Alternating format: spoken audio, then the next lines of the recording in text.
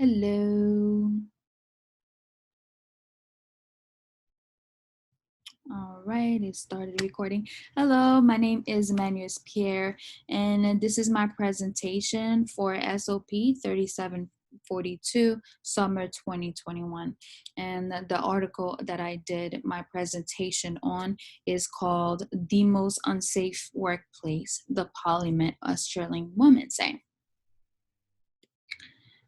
The article was written by Dave Damien on April 5th, 2021. And basically, the things that it covers is Australian women feeling unsafe in the parliament, sexual harassment, sexism, Me Too movements, and the woman being silenced and not getting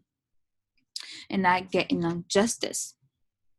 I wanted to talk a little bit more about the main idea behind the article and exactly the reason why I chose it. Okay, so what's going on in the parliament right now is that the women are being mistreated, and one of the reason why is because 80% of the parliament is made up of men, and that's not include the staff and the staff as well. The majority of the staff, the people that work there, besides senators and politicians,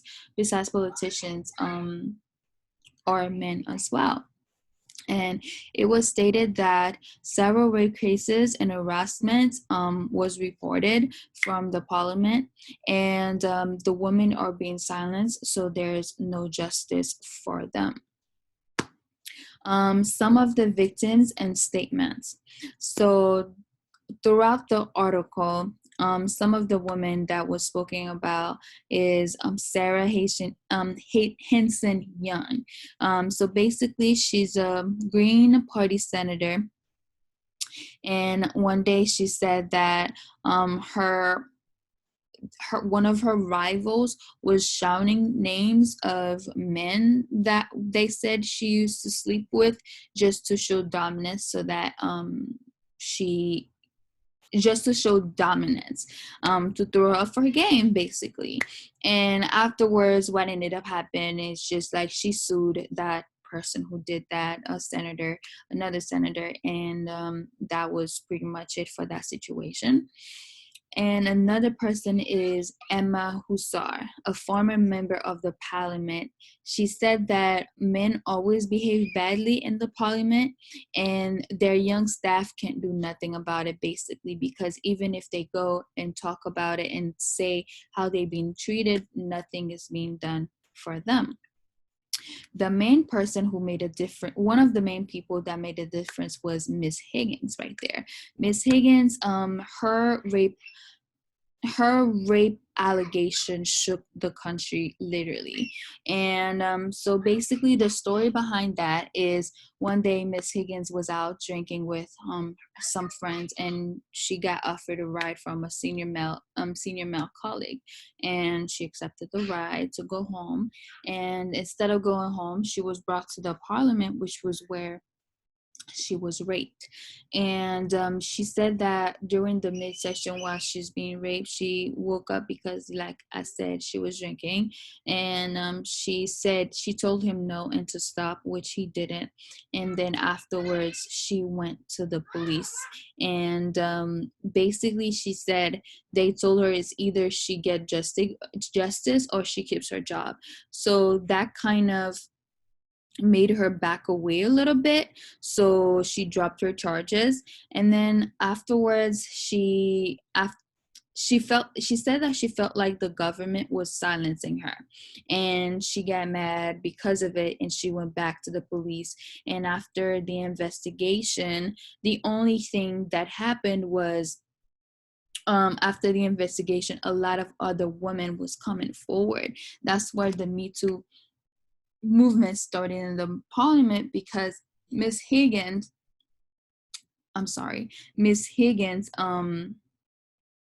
spoke up, and then other females that work in the parliament was coming, and then they said that happened to them too, and that person ended up getting fired, not arrested, fired. Okay, which is why from these stories, which is why the four concepts that we're going to focus on for this presentation is from chapter 10 and chapter 12. Chapter 10, we're going to focus on glass ceiling and hostile work environment. Chapter 12, of course, we're going to focus on sexual assault and token resistance. Glass ceilings. So glass ceiling refers to women being unable to reach a highest level of leadership. So this right there, this relates to the article because once again, it's the number of men working in the parliament, as in like there's 80% male working in the parliament, so there's very slim diversity. So of course women are less likely to be in highest level of leadership because of it, because there's so many male in the environment, and I believe that was called hyper masculinity. That environment is too many males around, and with that it makes it harder for women to achieve the highest level of leadership. And the other one is hostile work environment. Hostile work environment refers to a toxic workplace, intimidating and offensive. And that again fall on the right category for the parliament, because one of the stories that was shared was Miss Julia Banks. Miss Julia Banks, she said that the parliament, like the men in the parliament, some of them literally they would touch the young woman inappropriately, and they would say inappropriate stuff. And let's not forget, I said that Miss Young, she went through this and she went through this place where men was literally shouting name of other men that she was accused of sleeping with to show dominance. So that's hostile, that's toxic, and that's intimidating. So they was trying to intimidate Miss Young. So that's another reason why that concept falls under what we wanted to talk about that relate to the article. The other one we want to focus on is sexual assault. Sexual assault refers to sexual abuse, rape, unwanted sexual touching, and sexual harassment. Like I said, it was stated multiple times that the women in the parliament are being touched by the men disrespectfully. And Miss Higgins was raped in the parliament, and there was also other women coming forward saying that they too, that happened to them, which is why the Me Too movement started to begin with in the parliament, the Australian parliament. So sexual assaults sexual assault fall under that under the concepts that plays a part in this article. Token resistance is the belief that women saying no actually means that they say yes. It happens all the time, as in like women usually when they say no, men think it's because they're joking or they actually means to say yes, or maybe if they keep being more persistent, the woman would end up saying no. The woman will end up saying yes. So that fell into it as well, because Miss Higgins, an example of that is Miss Higgins mentioned that when she actually woke up during the session and she told the men to stop, and he didn't, and she said that she said no, but he never stopped.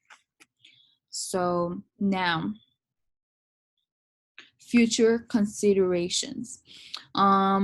They should be, I feel like if there's more women in the parliament, then women are usually stronger together.